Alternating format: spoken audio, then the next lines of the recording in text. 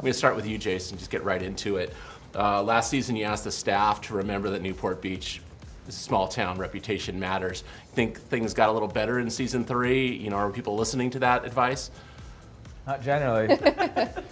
I think people skipped a couple paragraphs of the policies that I hand out. Listen, at the end of the day, I probably have a little bit more wick because of the show than I would, you know, if there was no show. Yeah.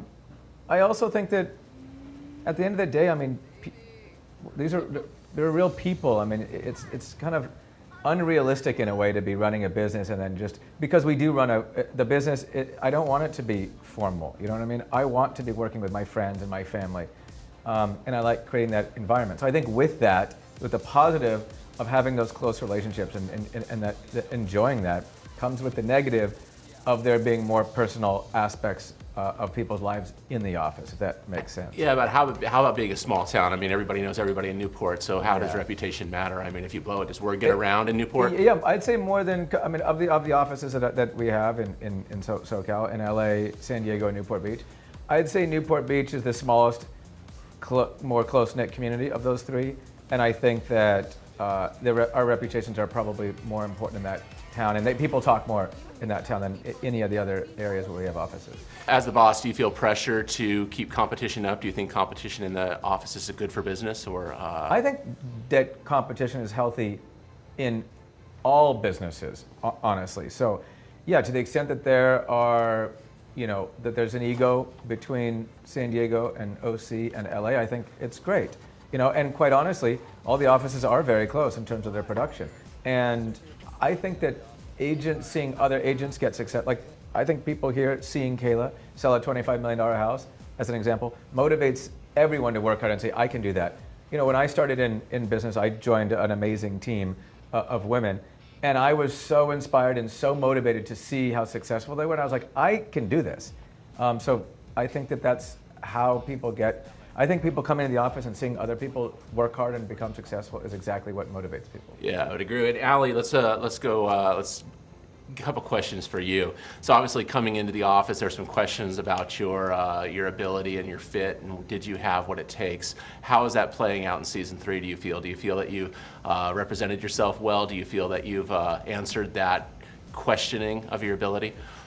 Well, you know, no one starts out as like an expert at doing something that they're just starting for the first time. But I mean, I feel like that, you know, I've seen a lot of these guys here. Their personality is what really draws people in, and people want to be to have a realtor that they can trust. And honestly, I've always been like a Southern girl with a good personality, and honestly, if that's gotten me this far, then I think that I did well at the open house with a good personality, and you know, and whatever. But I might not know everyone's questions, but I've tried hard, and you know, I'm learning as I go. What's your key to get around the naysayers and get around kind of that sense of, hey, you know, she doesn't fit in, she doesn't belong? What's been your personal key to overcoming that, would you say?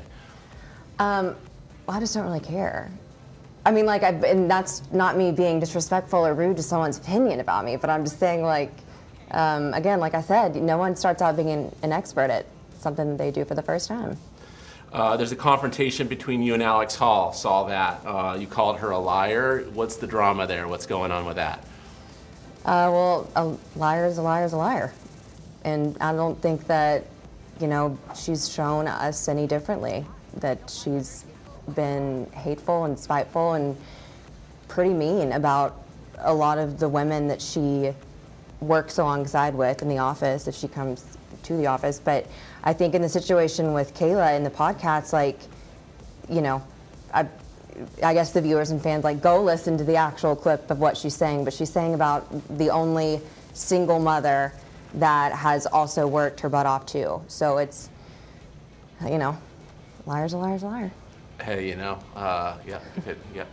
So last season you made a bet with Gio that if you sold a house within 2 months, he would be, you know, within 2 months of getting your license, that he would have to strut through the office in a bikini. Yes. So what's happened with that bet? Do we have any chance of or not of seeing that? I don't know if it's a good thing or not. Yeah, I don't know if any of us were having high hopes about that one either way, but I'm, you.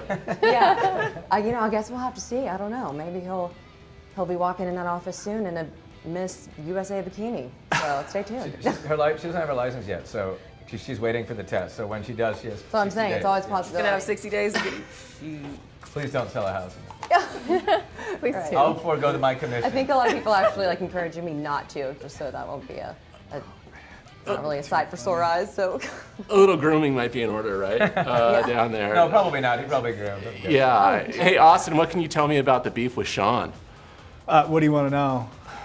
I mean, where's it coming from? Where do you think that? What's the root of that tension, and where's that coming from? I mean, the root of it is, I've thought about it a lot, and I always come back to the same answer: screen time. Sean was desperate for screen time. He voiced that opinion to a lot of us, and he wasn't featured in season 1 or season 2, and. We had talked about it before, how he wanted screen time. I considered him a close friend. I invited him to my house. We've hung out multiple times. Introduced him to my family, my personal friends. He became, friends of the family you choose. He became family. So what happened was disappointing. I think I like to believe that he started a rumor and it grew legs and it got bigger than it was expected to, just to get him screen time. But when there's lies spread about you, you have to show someone they can't cross that line. And unfortunately, it happened, at the office, and I've apologized to my boss and to my colleagues. It was inappropriate. But I protect my family. I'm a father. I'm a father. I'm a husband. So family's first. Yeah, there are alliances. There are kind of how do you choose sides? Is there choosing sides in the office? Do you have to choose sides in some of these disputes? And how do you go about that? I mean, that's kind of a thing for the group. No, I don't believe in choosing sides. I think true colors show, and you choose who your tribe is. And as far as, obviously I'm not going to be friends with someone that lies and attacks me consistently, but that's my opinion. Sorry, go ahead. Yeah, there's right and wrong. Yeah. I think it's just right and wrong. Yeah. Like as the newcomer, I actually, these people already know each other and stuff, and so I was the new one coming in, and so for me, I don't think it was about choosing a side. You just get to know people, and then that's who you're going to be friends with. Who you connect with. Yeah, at the end of the right. day, Yeah. It's who you connect with. Last question: is there anything that anyone has said or done that they regret having done In general? on the show? I mean, I already said the altercation at the office. I obviously regret, and I apologize for that. I definitely regret screaming and cursing at Gio like that. I was just really upset. And it was something that kind of grew, and I didn't even know about.